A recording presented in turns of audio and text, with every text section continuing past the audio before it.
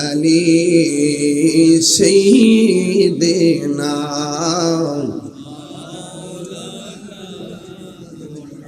يا رسول الله حبيبي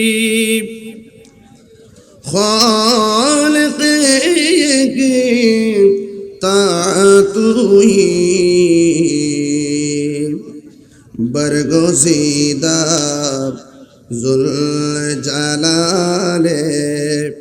پاک بہم تعطوی اللہم صلی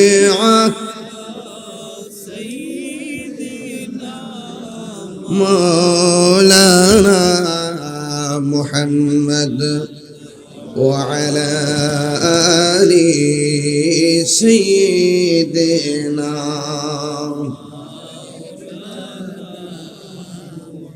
لا إله إلا الله لا إله لا إله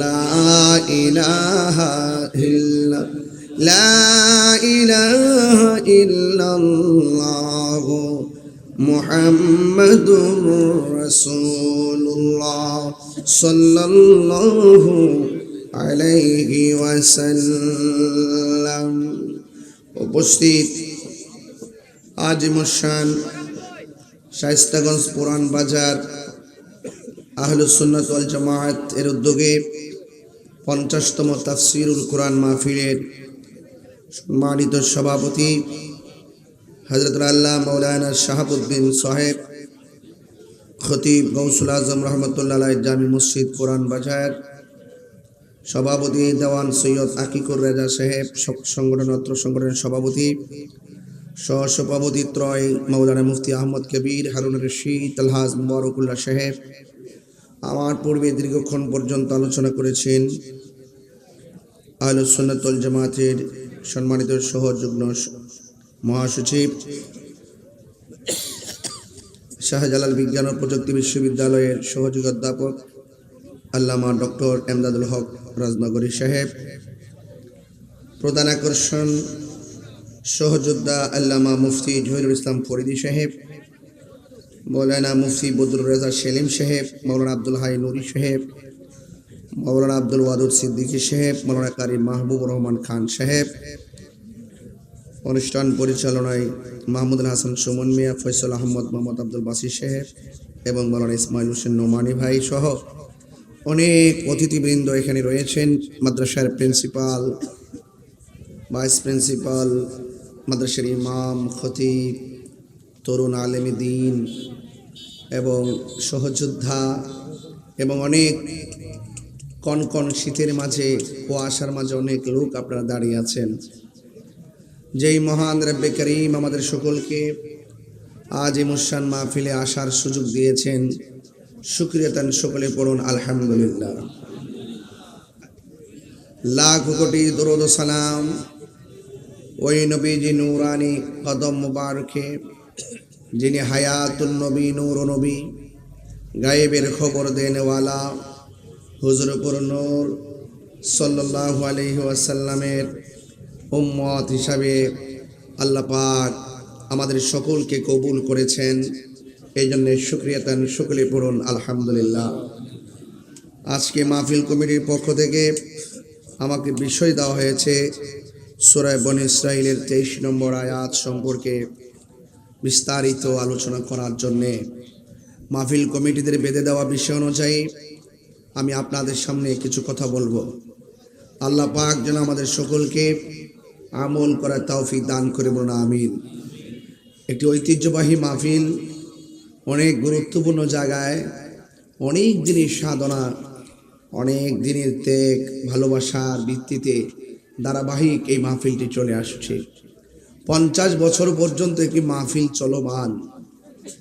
তার মানে বুঝতে পেরেছেন এই মাহফিলটা যারা শুরু করেছিলেন অনেকগুলা মানুষ কিন্তু তারা অন্ধকার কবরে চলে গেছে। কথা বলেন ঠিক কিনা?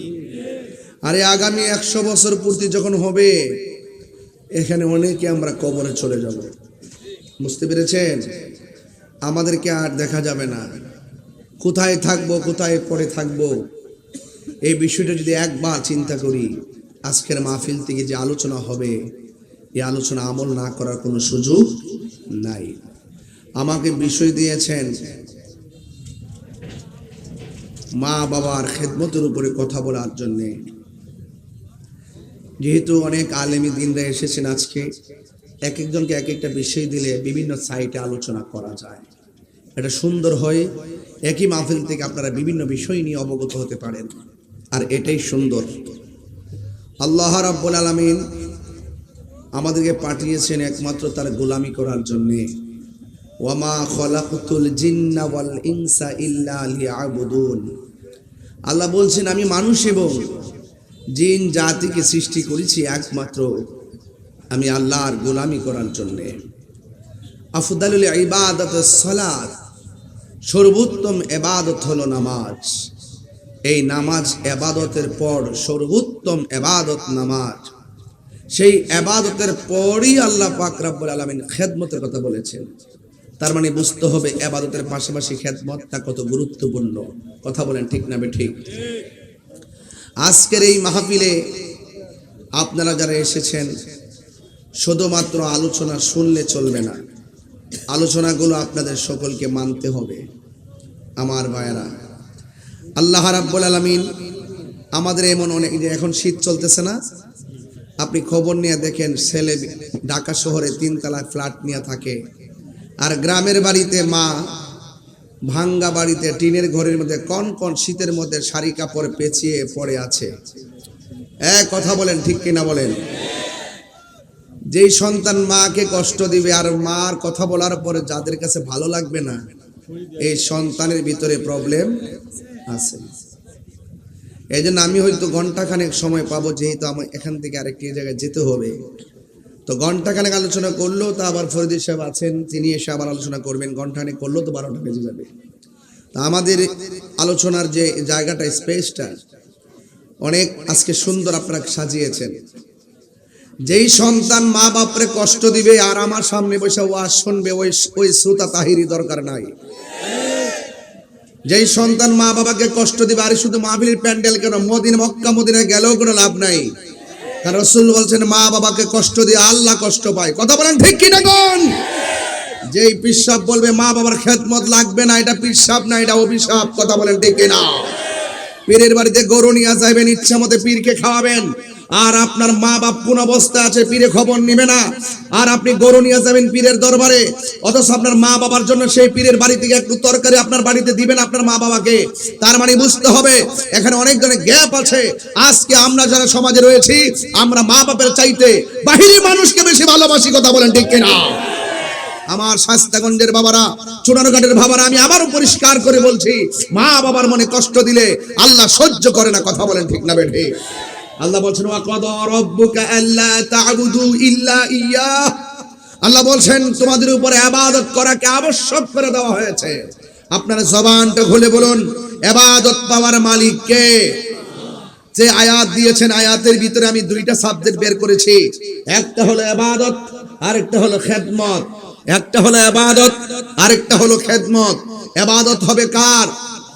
এই আওয়াজে মানে জোরে বলেন, ইবাদত হবে কার? সেজদা পাওয়ার মালিক কে? এই আওয়াজে মানি না, জোরে বলেন কে? কোন সন্দেহ আছে? আমরা কি আল্লাহ ছাড়া কাহারো কাছে মাথা নত করি? আল্লাহ ছাড়া কাউকে সেজদা করি? আমরা কি বাবা শাহজালাল ইয়ামনি রহমাতুল্লাহ আলাইহির দরবারে গিয়ে কি সেজদা করি? আমরা কি নাসিরউদ্দিন সিপাহসালা রহমাতুল্লাহ আলাইহির রওজা মুবারকে আমরা গিয়ে কি সেজদা করি? নাসিরউদ্দিন সিপাহসালাকে কি আমরা আল্লাহ মনে করি? আমরা আল্লাহ মনে করি না। আল্লাহ ছাড়া কাউকে সেজদা করি না, আল্লাহ ছাড়া কারোর কাছে মাথা নত করি না, আল্লাহ ছাড়া কাউকে ইলাহ মনে করি না। আমরা মাকে সম্মান করি মা জানে, বাবাকে সম্মান করি বাবা জানে, উস্তাদকে সম্মান করি উস্তাদ জানে, রাসূলুল্লাহকে সম্মান করি রাসূল জানে, নবীকে সম্মান করি নবী জানে, মা বাপকে সম্মান করি মা বাবা জানে, আল্লাহকে সম্মান করি আল্লাহ জানে। আমাদের কনসেপ্ট, আমরা মাজারে গিয়ে সেজদা করি না, আমরা মাজারে গিয়ে জিয়ারত করি। জিয়ারত করা হলো সুন্নাত। এই সুন্নাতকে অনেকে পূজার সঙ্গে তুলনা করে আমরা করি জিয়ারত, আর তারা আমাদেরকে মাজার পূজারীর ট্যাগ দিয়ে রাষ্ট্রযন্ত্র থেকে আমাদেরকে বিচ্ছিন্ন করে যে মাইনাস ফর্মুলা সৃষ্টি করে বৈষম্য সৃষ্টি করে রাখা হয়েছে। এই বৈষম্যের দাঙ্গা জবাব দিয়ে বৈষম্যের দেয়াল ভেঙে খান খান করে দেওয়ার জন্য সুন্নি জনতাকে ঐক্যবদ্ধ হতে হবে। কথা বলেন ঠিক?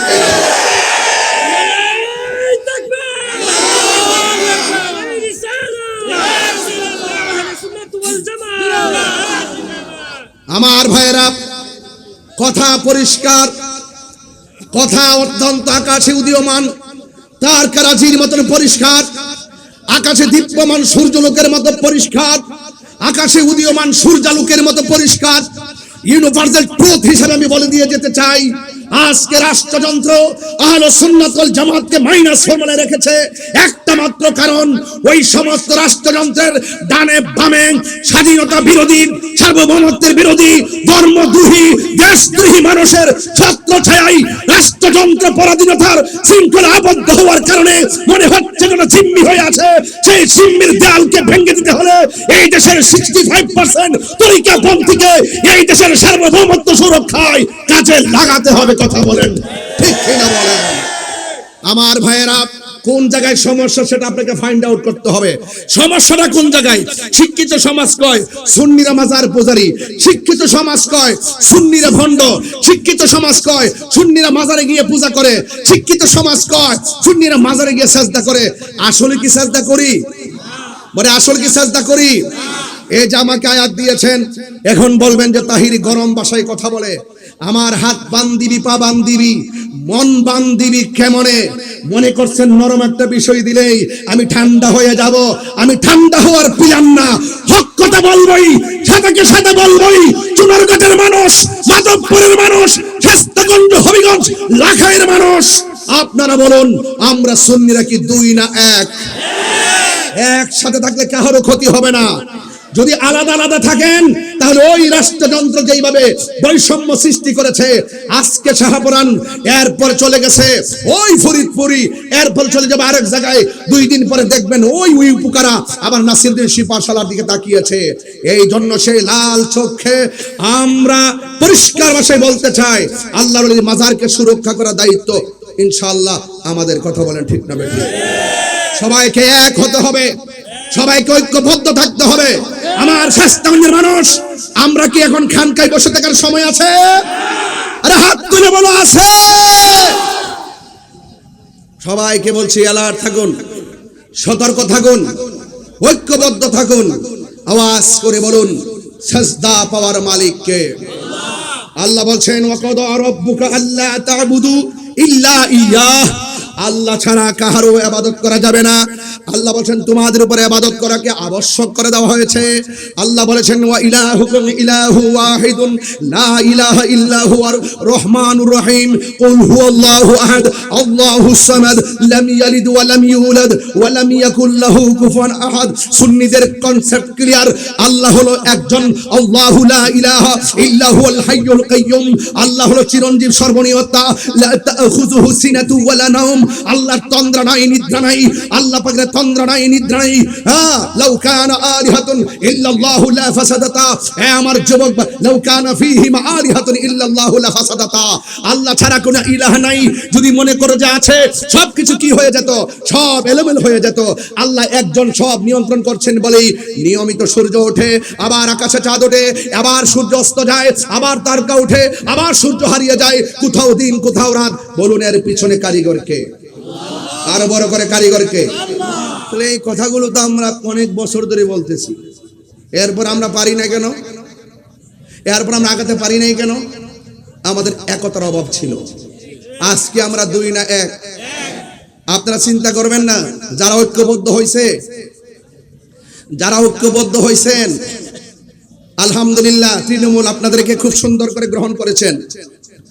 যদি আবার আপনাদের মাঝে কোনো ধরনের ডানবাম কিছু হয়ে যায় কোনো না কোনো কারণে, সারা জীবন আপনারা আপনাদের বিবেকের কাছে অপরাধী বলে সাব্যস্ত থাকবেন, এবং তৃণমূল কিন্তু অনেক ব্যথিত হবে। এই জন্য আশা করছি আমাদের দায়িত্বশীলরা যেভাবে আগাচ্ছেন এইভাবে আগাতে থাকুন। ইনশাআল্লাহ কোটি সুন্নি জনতা আমরা মাঠে ময়দানে আছি। কথা বলেন ঠিক না বেঠে? এবার আসুন, ছেলে, ওই ছোট্ট ছেলেটাকে দাঁড় করো, এটা তুমি দাঁড়াও, তুমি দাঁড়াও, কাছে কাছে কাছে, এদিকে এদিকে। তোমার নাম কি? হ্যাঁ, আল্লাহ কয়জন? এর বয়স কত? 8-9 বছরের পোলার জিগাইলাম যে আল্লাহ কয়জন? হ্যাঁ কয় একজন। আর আঙ্গুদেশের ওই মৌলবীরা রাষ্ট্রযন্ত্রে বুঝাইছে তাহিরিরা মাজারে গিয়ে পূজা করে, তাহিরিরা ওই বলে আল্লাহরে আল্লাহ মনে করে, আর রাষ্ট্রযন্ত্র এটা ডুব গিলছে, বুঝছেননি? আমরা কোথায় নিয়ে আমরা ফালাইছে চিন্তা করে দেখেন। 8 বছরের বাচ্চা বুঝে আল্লাহ পাকের ওয়াহদানিয়াত সম্পর্কে, আর কথা বলেন না ঠিক কি না বলেন? এই অপপ্রচার করতে করতে শিক্ষিতরা বুঝাইছে মাইনাস ফর্মুলা। একটা কথা মনে রাখবেন, তাহিরিরা এখন জিন্দা আছে, জিন্দা এখনো আছে। জবাব ইনশাআল্লাহ সময় মতো আমাদের সকলকে দিতে হবে। আমরা আলাদা থাকার সুযোগ, আমরা সকলকে নিয়ে দেশটা সাজাতে চাই। আমি আবারও বলছি, আপনারা বিভাজন সৃষ্টি করবেন না, আপনারা অযথা আমাদেরকে ট্যাগ দিবেন না, আপনারা অযথা আমাদেরকে অপব্যাখ্যা করে আমাদেরকে অপবাদ দিবেন না। যদি আপনারা যদি সহজ হন, আমরা চাই আপনারা আমাদের হাতে হাত মিলান। আকীদার সমস্যা হলে আপনি আমাকে বুঝিয়ে নেন, আর না হয় আপনি বুঝে আসুন। হাতে হাত রাখুন, ঐক্যবদ্ধ হন, তইলে সংসদের কোনা কানা দিয়া জায়গা নেওয়ান যাইব। আর নাইলে কিন্তু খবর আছে, নাইলে কি আছে? খবর আছে। যেই প্রক্রিয়া অ্যাপ্লাই করছেন, 1 বছর পরে হোক আর 10 বছর পরে হোক, হাড্ডি কিন্তু গুঁড়ো থাকতো না। কবর থেকে লাশ তুলে আগুন ধরাই দিচ্ছেন না, এই সংস্কৃতি ভালো লক্ষণ না। আপনি যেই কবর থেকে তুলছেন তার জীবত কিন্তু বংশ কিন্তু মরছে না, একদিন সুযোগ পাইলে তারাও কিন্তু ছাই কইরা উড়াই দিব। কথা বলেন ঠিক না বেঠে? কথা বলেন ঠিক কিনা বেঠে? যেই খেলা দেখাইছেন, একসঙ্গে 90টা মাজার ভাঙছেন, এগুলো ভালো লক্ষণ না। তরিকা পন্থীরা কিন্তু ভেসে আসে নাই। আহলে সুন্নাত ওয়াল জামাত বানের জলে ভেসে আসা কচুরি পানা নয়। আমার কথা একটু গরম হয়ে যাচ্ছে, কারণ এখানে ওয়াহদানিয়াতের ওয়াজ চলছে। আমার কনসেপ্ট ক্লিয়ার করতেছি। ওয়া কাদা রাব্বুকা আল্লা তা'বুদু ইল্লা ইয়া, আল্লাহ ছাড়া কারো ইবাদত করা যাবে না। বলুন, ইবাদত পাওয়ার মালিক কে? সন্দেহ আছে? হ্যাঁ, সন্দেহ আছে। বাস এই রাষ্ট্রযন্ত্রে ঘুম ভেঙে দিলাম রাত্রে 10টার সময় উঠে, যে তাহিরি হুজুর কি বলেছে। অনেক সাংবাদিক, অনেক মানুষ চুপি চুপি আসে, তাহিরি হুজুর কি বলে। তাহিরি হুজুর 22 বছর আগে যা বলে এখনো তাই বলে। আমাকে রাষ্ট্রযন্ত্রে গুরুত্বপূর্ণ জায়গা থেকে ফোন দিয়া বলে, আপনি কি চান? আপনি কি চান? আমি বলছি, আমি নবীর মহব্বত চাই, আমি নবীর প্রেম চাই, আর কিছু চাই না। বলছি কি চান? আমি বলছি নবীর গোলামি চাই। আর কি আশ্চর্য মানুষ আপনি, বলছি আপনি কি চান? বলছি তো নবীর গোলামি চাই। কথা বলেন ঠিক না বেঠে? আরে বলে বিক্রি হইলে আর ডলার কামানোর ধান্দা থাকলে এতদিনে বহুত কিছু করে ফেলতে পারতাম। আমাদের নিজেদের লোকের টেরও পাইতো না। তাহিরি এক মুখে 2 কথা বলে না। কথা বলেন ঠিক না বেঠে? আমার বাড়িতে গিয়ে খবর নিয়ে দেখবেন, আমার মা আমার জন্য অনেক দোয়া করে, অনেক দোয়া করে। এই দেখেন, ইবাদতের পাশাপাশি আমার প্রিন্সিপাল হুজুর এখানে বসা আছেন। ইবাদতের পাশাপাশি আল্লাহ বলছেন ওয়াবিল ওয়ালিদাইনি ইহসানা, বলছেন তোমরা মা বাবার সঙ্গে ভালো ব্যবহার করো, ভালো আচরণ করো, হাসান থেকে হাসান, সুন্দর ব্যবহার করো। এ যুবক ভাইয়েরা, এখন প্রশ্ন হলো মা বাবার সঙ্গে কতদিন ভালো ব্যবহার করবেন? আমাদের দেশের ছেলেরা, এই যে ছেলে একটা আছে 9 বছরের পোলা, সে কিন্তু টাকা রুজি করে না। এখন মা যেমনি কয় এমনি শুনে, অর্ধেক ডরায় অর্ধেক ডরায় না। বয়সের তালে, আবহাওয়ার দোষে অনেক সময় মা বাপের কথা শুনে না, কিন্তু মা বাপের ঠিকই মানে। রাত্র যেখানে গরুক না কেন, গড়ায় সে আশ্রয় নেই। কেন? সে হইল বেকার। সে কি? বেকার। সে যখন বেকার, তখন তার টাকা নেওয়ার একটা কারখানা, এটা হলো মা বাবা। যখন সে সবল হয়ে যায়, তখন মা বাবা রুজি রোজগার বন্ধ হয়ে যায়। মা বাপ তখন ছোট হয়ে যায়, শিশু হয়ে যায়, আর সন্তান রোজগার করে। তখন কিন্তু সে আর এক থাকে না, সে একটা বাবায় ঘুরে। আমি টেহা রোজি করি, মা বাপের কথা শুনতাম কি লেগে। মা বাপ ঘরে ঘুরে থাকবো, আমাকে দৌড়ায় ধরতে পারবো? এই যে বাইরে গেছে, গাঞ্জির টাটির লেগে চলতেছে, বাবা ট্যাবলেট বাবা ঘুরের লেগে চলতেছে। হে যেমনে মনছে এমনি স্বাস্থ্যগঞ্জ রেলওয়ে পার্কে যায় বাবা খাইতেছে, গাঞ্জা খাইতেছে, ঘুরতেছে। মা বাপকে যদি কই গেছ রে, জিহানো মনছে জানো গেছি, তোমার কি হয়েছে? কারণ মা বাপ তো দুর্বল। এই জন্য আল্লাহ সন্তানদেরকে সাবধান করে দিয়েছে। আল্লাহ বলছেন ইম্মা ইয়াবলুগান্না ইনদাকাল কিবারু আহাদুহুমা আও কিলাহুমা, আল্লাহ বলছেন মা বাবার একজন অথবা দুইজন যদি বৃদ্ধ হয়ে যায়, বৃদ্ধা হয়ে যায়, বয়স্ক হয়ে যায়, মা বাবার সঙ্গে কোনো অসৌজন্যমূলক আচরণ করা যাবে না। কেমন? ফালা তাকুল্লাহুমা উফফি ওয়ালা তানহারহুমা। মা বাবার সঙ্গে এমন ভাবে ধমক দিয়ে কথা বলা যাবে না যে মা বাবা বলবে উফ রে ফুত করলে কি। এই কথা যে বলবে, যেই সন্তান এমন কর্ম করছে, মা বাপ বলবে উফ রে ফুত করলে কি। এই করলে কি বললে চলবে, আর হাত তুলে বদ্ধ করা লাগবে না, আপনার জীবন ধ্বংস হয়ে যাবে। কথা বলুন ঠিক কিনা? এখন প্রশ্ন হলো, ও তাহিরি হুজুর, তাহলে মা বাবার সঙ্গে ব্যবহার করব কেমনে? আল্লাহ পাক বলে দিয়েছেন, ওয়া কুল্লাহুমা কওলান কারীমা। আল্লাহ রাব্বুল আলামিন বলেন, মা বাবার সঙ্গে ধমক দিয়ে কথা বলা যাবে না। আল্লাহ বলেন, ওয়া কুল্লাহুমা কওলান কারীমা। মা বাবার সঙ্গে সম্মানজনক ব্যবহার করা লাগবে, মা বাবার সঙ্গে ভালো ব্যবহার করা লাগবে। আল্লাহ রাব্বুল আলামিন বলেন, ওয়াখফিজ লাহুমা জানাহাযুল্লি মিনার রাহমা। মা বাবার সঙ্গে গ্যাবাড়ি দেখায় কথা বলো না, মমতার ছায়া বিছায়া কথা বলো, মমতার চাদর বিছায়া কথা বলো। মা বাবারে ধমক দেওয়া যাবে না। বন্ধুরে, ও বন্ধু, মা বাবার সঙ্গে খারাপ ব্যবহার যারা করেছি, আমি তাহিরি অনেক দেখেছি, মা বাবার সঙ্গে যারা খারাপ ব্যবহার করেছে এরা কোটিপতি হইল, মনের মধ্যে শান্তি নাই। বন্ধু, আমার নবী, আপনার নবী রহমাতুল লিল আলামিন হায়াতুন নবী জিন্দা নবী বলেছেন, আল জান্নাতু তাহাতা আকদামিল উম্মাহাত। মা বাবার পায়ের নিচে সন্তান, মায়ের পায়ের নিচে সন্তানের জান্নাত। রিদার রাব্বি ফি রিদাল ওয়ালিদাইন ওয়া সাকাতুর রাব্বি ফি সাকাতিল ওয়ালিদাইন। মা বাবার সন্তুষ্টিতেই আল্লাহর সন্তুষ্টি, মা বাবার অসন্তুষ্টিতেই আল্লাহর অসন্তুষ্টি। এই জন্য মা বাবার মনে কষ্ট দেওয়া যাবে না। ও যুবক ভাইরা, পায়ের মধ্যে হাত দিয়ে বলি, মা বাবার মনে যারা কষ্ট দিবে রে, মা বাবার মনে যারা দুঃখ দিবে, এরা ইহকালও হারাবে, পরকালও হারাবে। আমার নবী, আপনার নবী বলেন, আলা উনাব্বিউকুম বিআকবারিল কাবাইর। আমি কি তোমাদেরকে কবিরা গুনাহের মধ্যে বড় কবিরা গুনাহ সম্পর্কে তোমাদেরকে অবহিত করব না? কুলনা, সাহাবায়ে কেরাম বলেন, ক্বাবালা ইয়া রাসূলুল্লাহ। অবশ্যই কবিরা গুনার মধ্যে সবচাইতে বড় কবিরা গুনাহ কোনটা আমাদেরকে বলেন। আল্লাহর হাবিব বললেন, আল ইশরাকু বিল্লাহ,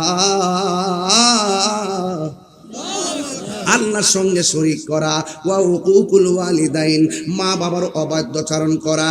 এই জন্য মা বাবার সঙ্গে বিয়াদবি করা যাবে না। সাআলতু রাসূলুল্লাহি সাল্লাল্লাহু তাআলা আলাইহি ওয়াসাল্লাম, সাহাবী বলেন, আমি রাসূলুল্লাহকে প্রশ্ন করলাম, আইয়ুল আমালি আহাব্বু ইলাল্লাহ, আল্লাহর কাছে সবচাইতে ভালো এবং মঙ্গলজনক আমলটা কোনটা? ইয়া রাসূলুল্লাহ, আল্লাহর কাছে সবচাইতে ভালো আমল কোনটা, উত্তম আমল কোনটা? আল্লাহর হাবিব সাল্লাল্লাহু তাআলা আলাইহি ওয়াসাল্লাম বলেন, আসসালাতু আলা ওয়াক্তিহা। আল্লাহ রাব্বুল আলামিন বলেন, আল্লাহ রাব্বুল আলামিনের হাবিব সাল্লাল্লাহু আলাইহি সাল্লাম বলেন, তোমরা যে প্রশ্ন করেছো আল্লাহর কাছে সবচাইতে ভালোবাসার আমল কোনটা, আল্লাহর হাবিব বলেন, আসসালাতু আলা ওয়াক্তিহা। আল্লাহর হাবিব বলেন, সবচাইতে উত্তম আমল হলো সময় মতো নামাজ কায়েম করা, সময় মতো নামাজ পড়া। কুলতু, সাহাবায়ে কেরাম বললেন, ইয়া রাসূলুল্লাহ, এরপরে সুম্মা আইয়ুন, এরপরে কোনটা? আল্লাহর হাবিব সাল্লাল্লাহু তাআলা আলাইহি ওয়াসাল্লাম বললেন, বিরুল ওয়ালিদাইন, এরপরে সর্বোত্তম ইবাদত হলো মা বাবার সঙ্গে সদ্ব্যবহার করা। কুলতু সুম্মা আইয়ুন, আমি জিজ্ঞেস করলাম, ইয়া রাসূলুল্লাহ, এরপরে কোন আমলটা সবচাইতে উত্তম? ক্বালা রাসূলুল্লাহি সাল্লাল্লাহু তাআলা আলাইহি ওয়াসাল্লাম, আল জিহাদু ফি সাবিলিল্লাহ, এরপরে সবচাইতে উত্তম আমল হলো আল্লাহর রাস্তায় জিহাদ করা। যুবক ভাইরা, যেই জায়গার মধ্যে আল্লাহর হাবিব বলেছেন আল্লাহ রাব্বুল আলামিনের কাছে সবচাইতে প্রিয় উত্তম আমলটা হলো সময় মতো নামাজ পড়া।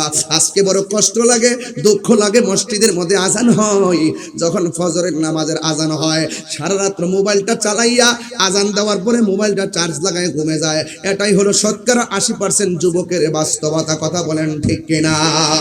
সে মনে মনে কল্পনা করে আজানটা হয়েছে কিনা, চার্জটা শেষ হয়েছে কিনা, আজানটা দেওয়ার পরে মোবাইলটারে চার্জে লাগায় ঘুমে যায়। অথচ মুয়াজ্জিন যখন বলে আসসালাতু খায়রুম মিনান নাওম, ঘুম ঘুম থেকে নামাজ উত্তম, অথচ বান্দা চয়েস করেছে নামাজ থেকে ঘুম উত্তম। আল্লাহ বলে বান্দা তুই আমার সঙ্গে নাফরমানি করেছিস। আল্লাহ রাব্বুল আলামিন বলেন ও পৃথিবীর মানুষ, আমাকে যদি তোমরা স্মরণ করো আমি আল্লাহ তোমাদেরকে স্মরণ করব।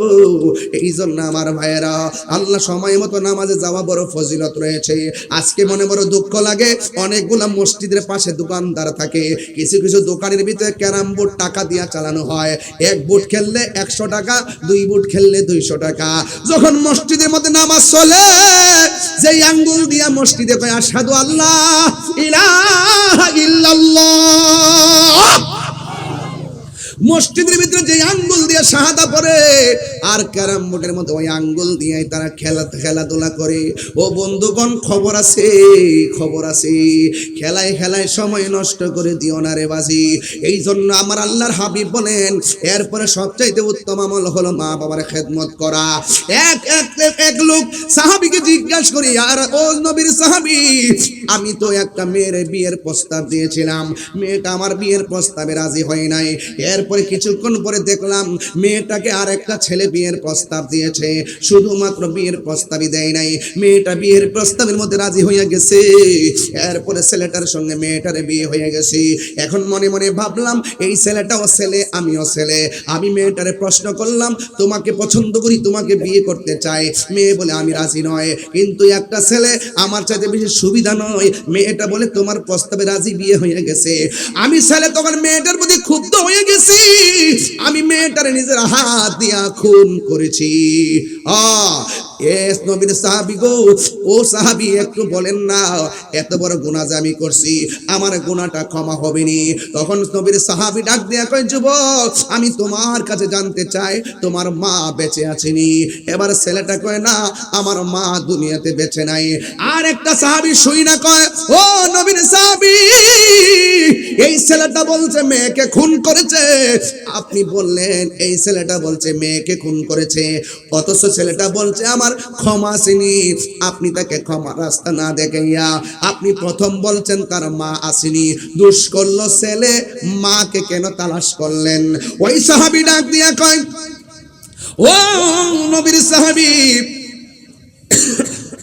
আল্লাহর হাবিব সাল্লাল্লাহু তাআলা আলাইহি ওয়াসাল্লামের কাছে আমি যে মায়ের বর্ণনা শুনেছি, এই মা এমন জিনিস, সন্তান যদিও অপরাধ করেছে, কিন্তু মা যদি বাচ্চা থাকে, সন্তানটা যদি মারে কয় আম্মা আমি তো ভুল করে ফেলেছি গো, আমার কোনো ক্ষমা আছে, তুমি একটু দোয়া করো না।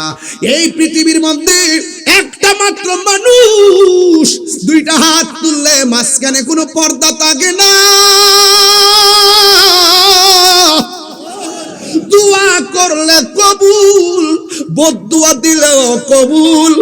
আমার মন বলছে ছেলেটা যে খুন করেছে, ছেলের মা যদি তাহাজ্জুদ নামাজের পরে ওইটা যদি কইতো, আল্লাহ আমার ছেলে বুঝে নাই, আমার ছেলে ভুল করছে, আমার ছেলেটারে মাফ কইরা দাও, ওই মায়ের দোয়াটা আল্লাহর দরবারে তাড়াতাড়ি কবুল হয়ে যেত।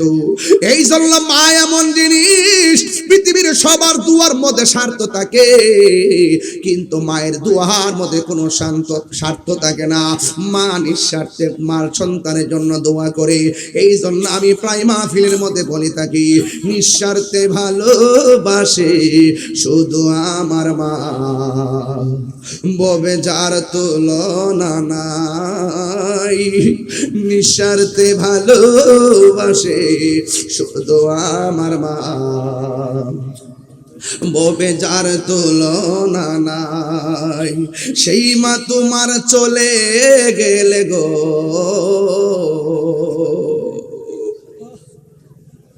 শীতের মধ্যে বাড়িতে গিয়ে দরজা খুলছে কত মা দুঃখিনী। আজকে কিছু পোলাপান বাড়িতে যাবে, মার চেহারা দেখবে না, কবরে আছে মা। নিঃস্বার্থে ভালোবাসে শুধু আমার মা, ববে যার তুলনা নাই, সেই মা তোমার চলে গেলে গো, সেই মা তোমার চলে গেলে সার হইব কান্দন, এই জগতে কেউ হবে না মায়েরই মতো, এই জগতে কেউ হবে না, এই জগতে কেউ হবে না মায়েরই মতো। মাগো তোমার মতো লই না কেহ, আমায় কুলে টানি, মাগো তোমার মতো লই না কেহ, আমায় কুলে টানি, আঁচল দিয়ে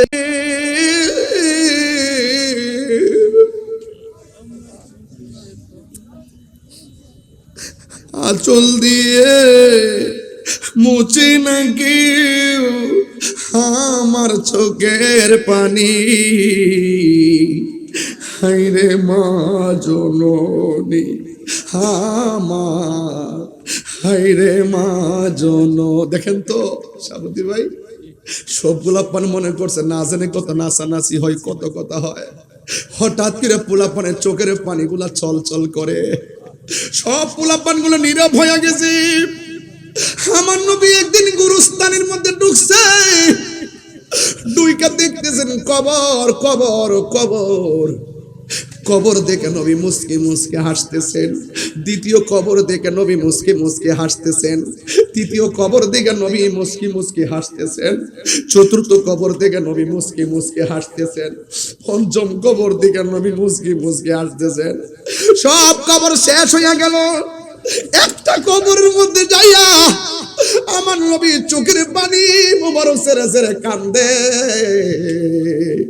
সাহাবীরা কই ইয়া রাসূলুল্লাহ ইয়া হাবিবাল্লাহ, সব কবরে গিয়ে আপনি সুন্দর করে হাসলেন, আমাদের কাছে ভালো লেগেছে। ইয়া রাসূলুল্লাহ, একটা কবরের পানি যাইয়া কেন আপনি চোখের পানি ফেলে কান্না করলেন? আমার নবী কো সাহাবীরা রে, বাজারের মধ্যে যাও, বাজারে যাইয়া ঘোষণা করে দাও, এই গুরুস্থানে যতজনের আপনজন শুয়াইছে সবাই যেন কবরের পারে এসে দাঁড়ায়। গুরুস্থানটা নতুন, চিহ্নিত রাখা বড় সহজ, সমসাময়িক মানুষগুলা পাওয়া বড় সহজ হইয়া গেল। এবার ওই মুহূর্তে বাজারে এলান করার পরে সবাই গুরুস্থানে আসতেছি। ও বন্ধুরে, শুধু তাই নয়, সাহাবায়ে কেরাম মনে মনে ভাবতেছেন নবী সব কবরের দিকে তাকাইয়া হাসছে, কিন্তু একটা কবরের পারে যায় নবী কেন কাঁদলো? কিন্তু আমরা দেখতে চাই ওই কবরের পারে কোন মানুষটা এসে দাঁড়ায়। রাসূলুল্লাহকে প্রশ্ন করা হয়, ইয়া রাসূলুল্লাহ, নবী গো, ও মায়ের নবী, সব কবরে আপনি মুস্কি মুস্কি হাসলেন, কিন্তু একটা কবরে যাইয়া কাঁদলেন, হাসলেন কেন? আমার নবী, আপনার নবী রহমাতুল লিল আলামিন ডাক দিয়া বলে, আমি কেন হাসছি জানোনি? একটা মাত্র কারণে আমি হাসছি, একটা মাত্র কারণে আমি হাসছি। আমি যখন গুরুস্থানে ঢুকলাম, আমি দেখলাম গুরুস্থানে যতজনকে শোয়াইছে প্রত্যেকের নিচে আমার আল্লাহ জান্নাতের গালিচা বিছায়া রাখছি, তারা আরাম করে ঘুমায়া রইছে। হ্যাঁ পৃথিবীর মানুষ, ইয়া রাসূলুল্লাহ, নবী গো, তাইলে একটা কবর পারে যায়া কেন কাঁদলেন? পয়সাটা আমি পরে বলবো। এবার সবাই তাকায়া রইছে, ওই কান্না যে কবরটা সেখানে কে এসে দাঁড়ায়? সব জায়গায় মানুষ দাঁড়ানো শেষ, আর ওই জায়গার মধ্যে মানুষ আসতে একটু দেরি হয়েছে। কিন্তু সাহাবায়ে কেরাম বলেন, নবীও কবর দিকে তাকায় রইছে, আমরাও তাকায় রইছি। একটা কৌতূহল শুরু হয়ে গেছে, নবী কাঁদলো কেন? কবর পারে কে এসে দাঁড়ায়? আমরা সবাই অবাক দৃষ্টিতে তাকায় রইলাম। হঠাৎ করে দেখলাম কোন যুবক কবরের পারে আসে না, কোন ছেলে মানুষ আসে না, কিন্তু দেখলাম অতি বৃদ্ধা একটা মহিলা লাঠি বহর কইরা কইরা কবরের পারে এসে দাঁড়াইলো। আল্লাহর হাবিব ডাক দিয়া বলে, মা, ও মা গো, মা, আপনি এই কবরের পারে দাঁড়াইলেন, এই কবরের মানুষটা আপনার কি হয়? মা ডাক দিয়ে কয়, এই কবরটা আমার সন্তানের হয়। রাসূল ডাক দিয়ে বলে, মা আপনি জানেননি আপনার ছেলে কবরে কোন অবস্থায় আছে? মা জিজ্ঞাসা করে, আল্লাহ এবং রাসূলই ভালো জানে। এই কথা বলার পর আল্লাহর হাবিব সাল্লাল্লাহু তাআলা আলাইহি ওয়াসাল্লাম বলেন, মা গো আপনার সন্তানটা কবরের ভিতরে বড় কষ্টে আছে, অনেক যন্ত্রণার মধ্যে আছে। জাহান্নামের হাওয়া এই কবরের মধ্যে ঢুকছে, এমন ভাবে কান্না করতেছে, এমন ভাবে কষ্ট আছে, এমন ভাবে সে কষ্টে আছে। হ্যাঁ যুবক ভাইরা, হ্যাঁ মুরব্বী বাবারা, হ্যাঁ শাস্তাগঞ্জের বাবা, ছবিগঞ্জের বাবা, লাখাইয়ের বাবা, মিরপুর বাহুবলের বাবা, ওই চূড়ানঘাট মাধবপুরের বাবা, একটা কথা বলে দিয়ে যায়, সব আজকে ছুঁড়ে ফেলে দিবেন না। একটা কথা মনে রাখবেন, এই দিন না আরো দিন আছে। কথা কোন ঠিক না বেঠিক রে বাবা? হ্যাঁ বন্ধু, আল্লাহর হাবিব ডাক দিয়ে তুই, মা আপনি জানেননি আপনার সন্তানটা কবরের মধ্যে কি অবস্থায় আছে? বন্ধুরি আমার, ও আমার পুরান বাজারের বাবা, নতুন ব্রিজের বাবা, কি ভাষায় ওয়াজ করব? একটা কথা বলে দিয়ে যায়, আজকের ওয়াজটারে ছুঁড়ে ফেলে দিবেন না। এবার মহিলা যেই মাত্র শুনছে, আমার নবী বলেছেন তোমার সন্তানটা জাহান্নামের অগ্নিতপ্ত হাওয়ার মধ্যে কাতরাচ্ছে, এই কথা যেই মাত্র শুনছে, শুনুন আমার মা যদি এই মুহূর্তে শুনে, অথবা শাহাবুদ্দিন হুজুরের আম্মা যদি এই মাত্র শুনে, না দুনিয়াতে তো নাই, কিন্তু আমার আম্মা যদি শুনে, পৃথিবীর সব মা যদি শুনে যে তার সন্তানের মাথাটা ফেটে গেছে, মা কি তখন হাসবে না কাঁদবে? কিন্তু আমার নবী যখন বলল আপনার সন্তানটা জাহান্নামের আগুনে জ্বলতেছে, ওই মুহূর্তে মা হাসে নাই, মা কান্না করে নাই, চোখ দিয়ে পানি আসে নাই, ওই মা তখন মুস্কি মুস্কি হাসতে শুরু করেছেন। আল্লাহর হাবিব ডাক দিয়ে বলে, মা আপনাকে বললাম আপনার সন্তান কবরে আযাবের মধ্যে আছে, এটা শোনার পরও কেন আপনি হাসলেন, কারণটা কি? এবার মা তার দুঃখের বিবরণ দেয়। এটাই ছিল আজকের আমার ওয়াজের মূল বিষয়। আপনাদের কি কোনো কষ্ট হয় না কে রে বাজি? এই কষ্ট নিবেন না, ওয়াজটারে আজকে বাড়ির মধ্যে নিয়ে যাবেন। ওই মা ডাক দিয়া কয়, ইয়া রাসূলুল্লাহ, নবী গো, ও মায়ার নবীজি, আমার সন্তান যেদিন থেকে আমার পেটে গেছে, ওই দিন থেকে আমার মতো আনন্দিত আর কেউ নাই। 10 মাস 10 দিন হতে যাচ্ছে, সন্তান পেটের মধ্যে লাথি মেরে আমার ঘুম ভাঙছে, আমি চোখের পানি ফালাইয়া কাঁদছি। সকালবেলা মানুষ দেখলে শরম, এই জন্য পানিটা মইসা হাসি মুখে ঘুম থেকে উঠছি। ও নবী, আমি যখন খাইতে বসছি, আমার পোলা পেটের মধ্যে লাথি মারছে, আমি খাবারের প্লেট রাখা দিছি, মানুষ জিজ্ঞাসা রাখলা কেন? আমি বলছি মুখের মধ্যে রুচি নাই, সন্তানের লাথি আমি গোপন রেখেছি। এরপরও আমার সন্তান আমার লাথি দিলে বড় ভালো লাগে, ব্যথা লাগলেও বড় ভালো লাগে। কারণ হলো একটা, কারণ না লড়লে মনে হয় যেন বাচ্চাটা পেটে মইরা রইছে, লাথি যখন দেয় তখন মনে আনন্দ লাগে আমার পোলাটা জিন্দা আছে। এই হলো মায়ের অভিব্যক্তি। ও বন্ধুগণ, ওয়াহনান আলা ওয়াহনিন, এই পৃথিবীর মধ্যে কষ্টের পর কষ্ট যা করে তিনি হলো তোমার মা। এমন ভাবে 10 মাস 10 দিন আমি যখন ঘরের দরজা লাগাইয়া দাইমা আমারে লইয়া বইছি, আমি নাকি সন্তান প্রসবের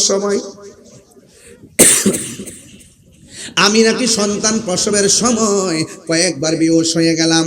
এরপরে যাক আল্লাহ বাঁচায় রাখছে, আমি সুন্দর করে সন্তানটারে প্রসব করলাম, তিলে তিলে সন্তানটারে বড় করলাম। আমার শরীরটা দুর্বল হয়ে গেছে, তখন আমার সন্তান আমারে মূল্য দেয় না। একদিন বললাম, বাবা এমন ব্যবহার করিস না, বড় কষ্ট পায়। এই সন্তান আমাকে দমক মারছে, যেই মাত্র দমক মারছে, মা কই পুত্রে আমার এমন ভাবে দমকটা দিলে কেন? তখন নবী গো, আমি সন্তানের কষ্ট পাই, আল্লাহর কাছে হাত বাড়াইছি, আল্লাহর ডাক দিয়ে বলছি, আল্লাহ আমার পোলা মনে যে কষ্টটা দিতাছে, তুমিও তারে কষ্ট দিও। আল্লাহ যে আমি ফাগুলনির দোয়াটা কবুল করছে, এই জন্য আমি হাসতেছি, আমার মতো আনন্দিত আর কেউ নাই। এরপরে আমার নবী তো উম্মতের কান্ডারি, উম্মতের কষ্ট সহ্য করতে পারে না। ওই মুহূর্তে আল্লাহর হাবিব বলেন, মাগো আপনি হয়তো দেখেন না কবরের মধ্যে আযাব হইতেছে, আপনারা আওয়াজ করে বলুন আমার নবী দেখার ক্ষমতা আছে না নাই? ওয়া মা ইয়াস্তাবিল আহইয়া ওয়ালাল আমওয়াত ইন্নাল্লাহা ইউসমিউ মান ইয়াশা। যারা মুর্দা যারা জিন্দা তারা এক হতে পারে না। ওয়া মা ইয়াস্তাবিল আহইয়া ওয়ালাল আমওয়াত, যারা মুর্দা যারা জিন্দা তারা সমান হতে পারে না। ইন্নাল্লাহা ইউসমিউ মান ইয়াশা, আল্লাহ যারা ইচ্ছা করে তারে ওই কবরের আযাবের আওয়াজ শোনার ক্ষমতা দান করে, শুধু শোনা নয় দেখারও ক্ষমতা দান করে। আপনারা জবান খুলে কোন আমার নবীর সেই ক্ষমতা আছে না নাই? এখন আমার নবী তো উম্মতের কান্ডারি, চিৎকার মেরে কোন আল্লাহু আকবার। নবী বলছে সবচাইতে তিনটা কবিরা গুনাহ বড়, একটা হলো আল্লাহর সঙ্গে শরীক করা, দুই নম্বর হলো মা বাবার সঙ্গে কি করা, অবাধ্যচরণ করা। আর কবিরা গুনাহের ব্যাপারে নবী তো বলছেন শাফাআতি লি আহলিল কাবাইর মিন উম্মতি, উম্মত গুনাহ কইরা ফলাইলো, বড় বড় গুনাহ করলো নবী সুপারিশ করবে। আল্লাহর হাবিব ওই মায়ের সামনে দুইটা হাত আল্লাহকে বাড়াইয়া দিয়ে আল্লাহ, সাহাবায়ে কেরাম তাকায় রইছে। আল্লাহর হাবিবের মতো মুস্তাজিবুদ দাওয়া 1,24,000 পয়গাম্বর কেউ না রে। নবী কইছে সাহাবীরা তোমরা সমস্যা আসেনি? কয় সমস্যা আছে। কয় কি? কয় আকাশের সূর্যটা চোখের মধ্যে লাগে। নবী বলে আল্লাহ আমার সাহাবার চোখের মধ্যে সূর্য লাগে ব্যবস্থা কইরা দাও। আমার আল্লাহ ওই সূর্যের মুখের মধ্যে মেঘমালা দিয়া দিছে। সাহাবিয়া কেরাম কই ইয়া রাসূলুল্লাহ তলোয়ারটা ভাঙা গেছে। আমার নবী বলে হাতের মধ্যে গাছের ডাল লাও, হাতের মধ্যে গাছের ডাল নিছে, ওই ডালটা তরবারি হইয়া গেছে। আমার নবী কয় হে আলী তুমি কাঁদো কেন? আলী কয় নবী গো আপনি শুইয়া রইছেন আর ওই দিক দিয়া আসরের নামাজের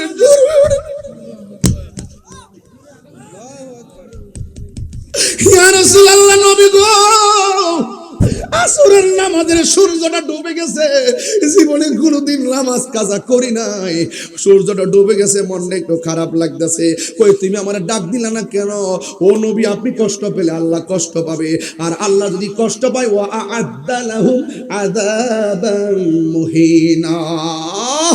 ও বন্ধু আল্লাহর হাবিব মাওলা আলীর চোখের পানি দেখে কই আলী তুমি কি এখন আসর নামাজ পড়বা? ও নবী সূর্য ডুবে গেছে।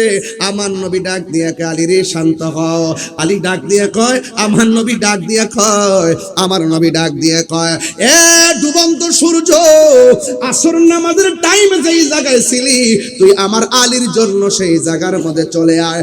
নবী দোয়া করতে দেরি, ওই তুই ডুবন্ত সূর্য আসর নামাজের টাইমে এসে হাজির হইতে দেরি হয় নাই। নবীর মতো মুস্তাজিবুদ দাওয়া আর কেউ নাই। সময় কম প্লিজ। নবীর মতো মুস্তাজিবুদ দাওয়া কেউ নাই। নবী আমার ডাক দিয়ে কি সাহাবীরা কোনো সমস্যা আসেনি? কয় বালু মাটিতে ধুলা উড়ে, কাফেররা শক্ত মাটির উপরে, এই জন্য ধুলার কারণে ঘোড়া দৌড়ে আমরা তীরের আঘাত দেখি না। আল্লাহর হাবিব আল্লাহ আমার ধুলার কারণে সাহাবারা তীরের আঘাত দেখে না, কাফেররা যেমনে মারে এমনি মুসলমানদের লেগে যায়। ইয়া আল্লাহ আমার সাহাবারা যদি তারা ধ্বংস হয়ে যায় তাইলে কি হবে? তাহলে কি হবে? তাইলে ইসলামের পতাকা পাহারা দিয়া রাখবে কে? ও বন্ধুরে বন্ধুরে ও শায়েস্তাগঞ্জের বাবা, ইন দি মিন টাইমে আমার নবী যখন বললেন ও আল্লাহ ও আল্লাহ ও আল্লাহ, আমার সাহাবীরা ধুলাবালির কারণে কিছুই দেখে না। নবী আমার দোয়াটা করতে দেরি, আমার আল্লাহ আসমান থেকে মুষলধারে বৃষ্টি নামাইয়া শক্ত মাটির পিছলা বানাইছে আর বালু মাটির শক্ত বানাইয়া দিছে। জোরে জোরে কি সুবহানাল্লাহ বলা যাবে না? আমার নবী ডাক দিয়ে সাহাবারা কি বলতে চাও? আল্লাহর হাবিবকে সাহাবায়ে কেরাম বলে ইয়া রাসূলুল্লাহ যুদ্ধ কইরা এমন তৃষ্ণার্ত হয়ে গেলাম, পানি নাই। রাসূল বলে এনাটা নিয়ে আসো, মানে পাত্রটা নিয়ে আসো। এবার পাত্র আনার পরে আল্লাহর হাবিবের আল্লাহর হাবিবের আঙ্গুল মোবারকটা পাত্রের মধ্যে এমন ভাবে ধরলেন, ধরতে দেরি বাথরুমের মধ্যে যেমনে ঝর্ণার পানি ঝরে, আল্লাহর হাবিবের হাতের আঙ্গুল মোবারক থেকে ঝর্ণা পড়তে পড়তে পাত্র পূর্ণ হয়ে গেছে। চিৎকার মেরে কি আল্লাহু আকবার বলা যাবে না? তার মানে বুঝাইতে চাইতেছি নবীর মতন মুস্তাজিবুদ দাওয়া বাবা, পৃথিবীর কেউ না। নবী বললে আল্লাহ দাও, আমার নবী দিয়ে আল্লাহ দিয়ে দে। ইন্নামা আনা কাসেম ওয়াল্লাহু ইউতি, নবী কয় আল্লাহ আমার দে, আমি নবী বন্টন করি। ও গো নবী, প্যারা নবী, তোমারই দরবার যেথায় গেলে একবার যেতে চাই বারবার। এই মদিনা যেতে চাননি আপনারা? ও গো নবী, প্যারা নবী, তোমারই দরবার যেথায় গেলে একবার যেতে চাই বারবার। দু জাহানে চলে নবী তোমার জমিদারি,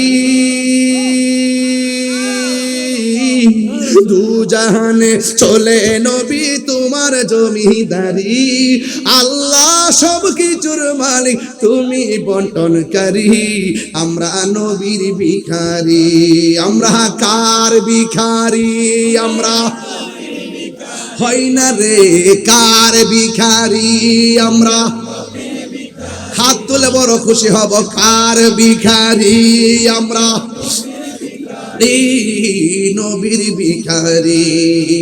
তোমার ক্ষমতা চলে আসমানে শুধু জমিনে নয়, তোমার ইশারায় মাগরিব হতে উল্টায় আসর। ওয়াজ বুঝাই গেছি? তোমার ক্ষমতা চলে আসমানে শুধু জমিনে নয়, তোমার ইশারায় মাগরিব হতে উল্টা আসর হয়। তোমার মুজিজার কথা কি শেষ করিতে পারি? খেজুর গাছের ডাল হয়ে যায়, খেজুর গাছের ডাল হয়ে যায় ধারালো তরবারি। আমরা নবীর ভিখারি, আমরা কার ভিখারি গো বলো? নবীর ভিখারি, আমরা নবীর ভিখারি। ও গো নবী, প্যারা নবী, তোমারই দরবার যেতাই গেলে একবার যেতে চাই বারবার। দু জাহানে চলে নবী তোমার জমিদারি, দু জাহানে চলে নবী তোমার জমিদারি। আল্লাহ সব কিছুর মালিক, তুমি বন্টনকারী। আমরা নবীর ভিখারি, আমরা নবীর ভিখারি। আমরা কার ভিখারি গো বলো? হয় না কার ভিখারি গো বলো? আমরা নবীর ভিখারি, আমরা নবীর ভিখারি। জোরে জোরে কি আল্লাহু আকবার বলা যাবে না? হায় রে, নবীর মতন মুস্তাজিব দাওয়া কেউ সুবহানাল্লাহ কইতেন না? আসমানো হি পর सब नबी रह गए, अर्शे आज़म पे पहुंचा हमारा नबी। सबसे आओ ला हमारा नबी, सबसे बाला কত সুন্দর লাগতেছে আমার যুবক পোলা পান্ডি। নবী সবসে আওলা হো আলা মারা নবী, সবসে বালা হো আলা মারা নবী। क्या खबर कितने तारी किले छुप गए, पुरने डूबे ना डूबा हमारा नबी। में कब्र अंधेरी में घबराऊंगा जब तन्हा, इमदाद मेरी करने আজান রাসূলুল্লাহ। জোরে কোন সুবহানাল্লাহ। আমি বলছি বাবা, নবীর মতন মুস্তাজিবুদ দাওয়া কেউ নাই। এবার মা দাঁড়ায় রইছে, আমার নবী বলেন আল্লাহ ওই মহিলা তো কবরে আযাব দেখে না, কিন্তু আল্লাহ মহিলাটারে একটু কবরে আযাবটা দেখাইয়া দাও, এই কবরটারে আলোক করে দাও। এই কবর কি আসল ঘর না নকল ঘর? কিরে বাজি, এই মুহূর্তে 10 বছর একটা কবর খুললে কি পাইবেন কোন তো? না থাকবে, কে বলছে থাকবে? হাড্ডি থাকবে। আমি ওয়াজে বললে গেছি, শিখাইছি এখন। 3 দিন পরে, কয়দিন? 3 দিন পরে নাকটা পচে যায়, 6 দিন পরে নখ গোলা উঠে যায়, 9 দিন পরে মাথার চুল গোলা উঠে যায়, 10 দিন পরে চোখটা ফেটে যায়, 17 দিন পরে পেটটা ফেটে যায়, 60 দিন পরে গোশতগুলো হাড্ডি দিয়ে উঠে যায়, 60 বছর পর্যন্ত হাড্ডিগুলা থাকে, কিছু কিছু হাড্ডি মাথার সারা সহকারে থাকে, 60 বছর পরে মাথার হাড্ডিও থাকে না। ঠিক কিনা?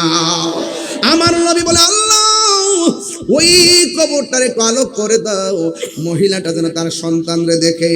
এবার মহিলার সামনে কবরটা ফাঁক হয়ে গেছে। এবার আমার নবীজি ওই রুহুর উপর আযাবটা দেখাইয়া দিলেন, আল্লাহও দেখাইয়া দিলেন। এবার মা মন কি হয় জানেননি? একটা কথা মনে রাখবেন, মারে কষ্ট দিয়া 10 দিন বাড়ির বাইরে আপনি আছেন, মারে খাওন দেন নাই। মা অনেক কষ্ট, বাবা অনেক কষ্ট, কিন্তু ভালোবাসার সুরে যদি মারে ডাকটা দেন, হাজার কষ্ট মা সেকেন্ডে বুইলা যায়। যেই মাত্র কবরটা আলোক করলো, মহিলাটা দেখা কই, নবী গো নবী, আগে যদি জানতাম আমার ফুলারে বদুয়া দিলে আমার আল্লাহ এমন ভাবে জ্বালাইব, মাগো আমি কেমন করে দেব মাটি, আমি কেমন করে দেব মাটি তোমার কবরে, মা তুমি আমার আগে যেও না গো মরে, কন্যা মা তুমি আমার আগে যেও না গো মরে। যখন রাত্রি নিঝুম, নেই চোখে ঘুম, একলা শূন্য ঘরে, তোমায় মনে পড়ে মাগো, তোমায় মনে পড়ে। এই সেই ঘর, এই সেই খাট, বিছানার পাশে আছে পানের বাটা, চশমাটা পরে আছে পাশে, শুধু মানে, শুধু মানে, শুধু মানে, শুধু মানে। দরজাটা খুলতে খেয়ে যাই ধুকা। ওই সাবুদ হুজুর আমার কই, হুজুর আমার আম্মা নাই, বাড়ি যাওয়ার পরে আর মার মমতার চেহারা আর দেখবে না। আমি বাড়িতে গেলে আমার বাবার চেহারা আর দেখি না।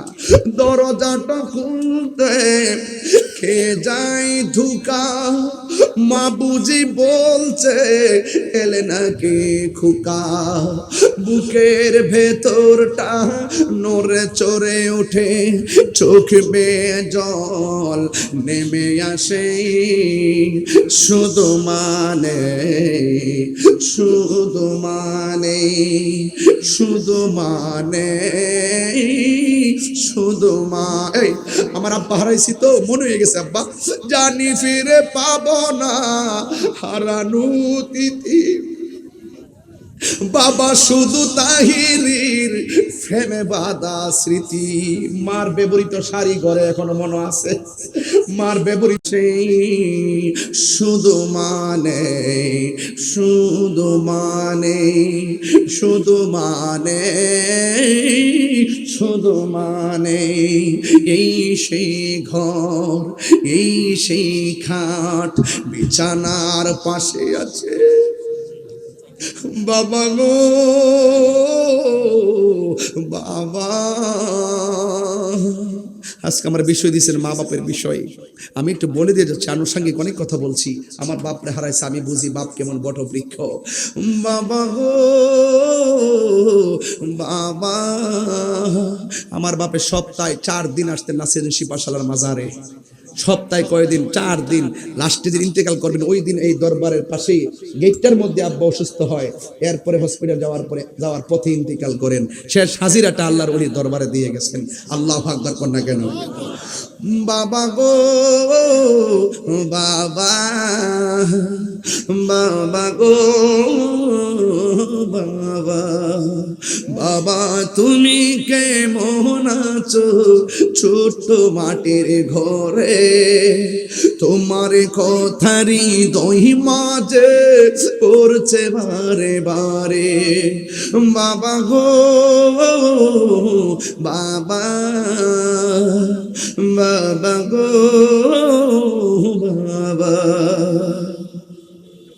কত আদরে কত স্নেহ তোমার কাছে পেলাম সব কিছু হারিয়ে আজকে নিঃস্ব হয়ে গেলাম কত আদরে কত স্নেহ তোমার কাছে পেলাম সব কিছু হারিয়ে আজকে নিঃস্ব হয়ে গেলাম ভালোবাসি তোমায় বাবা বলেন না ভালোবাসি তোমায় বাবা বুকটা যে চাইছি রে তোমার কথারি দই মাঝে পড়ছে বারে বারে বাবা গো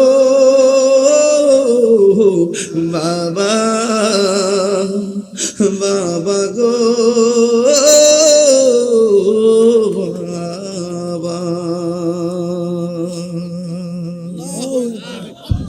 পায়ে হাত দিয়া বলে যায় পায়ে হাত দিয়া বলা যায় জীবনে কোনোদিন মা বাপের মনে কষ্ট দিবেন না দিবেন আমার যুবক পোলাপানগুলো দিবেন মা বাপের দোয়ায় শুধু ধনী হই না মা বাপের দোয়ায় সন্তান ওলি হয় আরো বড় করে বলেন সুবহানাল্লাহ খবরদার শীত আসছে নিজে ল্যাপ দিয়ে ঘুমাইলে চলতো না মা কোন অবস্থায় আছে দেখা লাগবে কথা কোন ঠিক কিনা কোন আমার যুবকদেরকে লাস্ট কালাম জীবনে কোনোদিন নেশা করা যাবে সত্যি করে বলো নেশা করা যাবে এখন কিন্তু খুন খারাপে বেড়ে গেছে নেশার টাকার জন্য সন্তান মাকে মেরে ফেলে কথা কোন ঠিক না বেটে এই নেশা কি করা যাবে বাবা খাওয়া যাবে খবরদার নেশামুক্ত সমাজ মা বাবার ভক্ত এবং ভাইজান বর্তমান যুব সমাজটা নষ্ট হইতেছে জি বলতেছি আজকে এই কিশোর বয়সের পোলাপান গ্রুপে চলে আজকে শুনলাম এই যে টিকটকের মধ্যে নাকি গ্রুপ আছে না যোগাযোগ কইরা কি করছে এক্সেলের লয়ে গেছে বগুড়া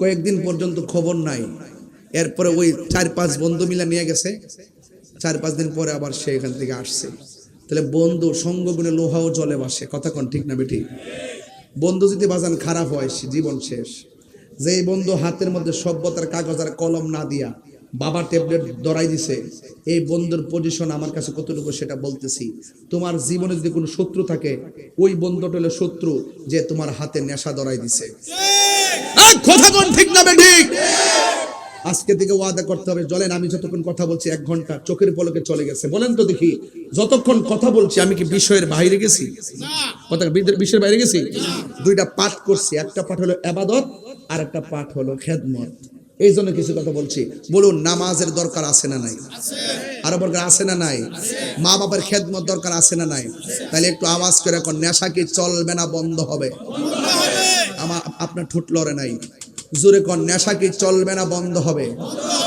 আজকে থেকে নেশা করব মা বাপের মনে কষ্ট দিব এবং চুরি করব কেউ বুদ্ধি দিয়া দিলে 5,000 টাকা 2,000 টাকা ধরাই দিলে কাউকে খুন করব খবরদার বলে দিলাম মা বাপরে কান্দাইয়া যদি আপনি একবারে হজ করতে যান আল্লাহ কি খুশি হবে এইজন্য একটা আমার সাথে কোন মা কেন এত দামি জানে না সকলে বলো মা কেন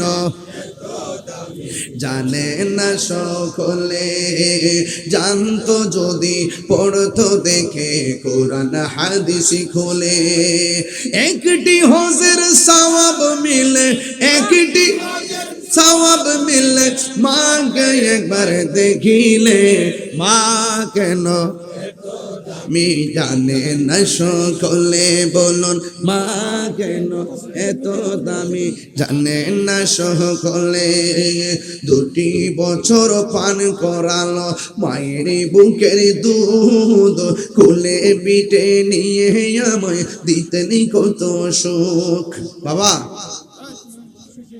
এই যুবকরা, তোমরা কি আসো? আমি কিন্তু এখন মাহফিল কোথা থেকে করে আসছি জানেন আপনারা? নবীগঞ্জ বাগাউড়া, একবারে ওই যে রানীগঞ্জের ব্রিজ আছে না, ব্রিজের কাছাকাছি থেকে একদম প্রোগ্রাম করে দৌড়ায় আসা কিছুক্ষণ রেস্ট করে আসছি। এখান থেকে আরেকটা জায়গায় যাবো, হ্যাঁ ওই যে লক্ষ্মীপুর। তো আপনাকে আওয়াজ করে কোন তো, যদি আপনার একটু মা বাবার খেদমত করেন, এটা সমাজটাকে পরিবর্তন হবে না? একদম হবে না? হবে। এই জন্য সবাই একটু বলেন, হ্যাঁ মা কেন এত দামি জানে না সকলে, জানতো যদি পড়তো দেখে কোরআন হাদিস খুলে। একটি হজের সব মিলে, একটি হজের সব মিলে, মাকে একবার দেখিলে, দেখিলে মা কেন এত দামি জানে না সকলে। দুটি বছর পান করালো মায়ের বুকের দুধ, কোলে পিঠে নিয়ে আমায় দিতেন কত সুখ। দুটি বছর পান করালো মায়ের বুকের দুধ, কোলে পিঠে নিয়ে আমায় দিতেন কত সুখ। সেই মায়ের কষ্ট দিলে, সেই দিলে খোদার আরো ছোটলে, মা গেল এত দামি জানে না সকলে। বললো মা গেল এত দামি জানে না সকলে।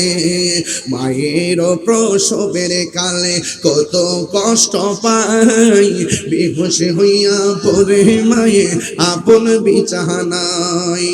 সন্তানের নিয়া কোলে, সন্তানের নিয়া কোলে প্রসবে তা বলে, মা কেন এত দামি জানে না সকলে।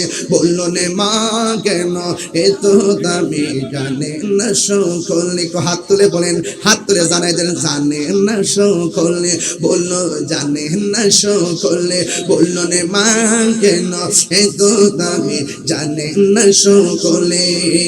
জানতো যদি পড়তো দেখে কোরআন হাদিস খুলে। মকবুল হজের সওয়াব মিলে মাকে একবার দেখিলে, দেখিলে মা কেন এত দামি জানে না সকলে। বলুন মা কেন এত দামি জানে না সকলে। মা গো মা গো মা, মা গো। আসসালামু আলাইকুম ওয়া রাহমাতুল্লাহ। নারে তাকবীর, নারে রিসালাত, নারে গাউসিয়া। আল্লামা মুফতি জহিরুল ইসলাম ফরিদী সাহেবের আগমন। নারে রিসালাত।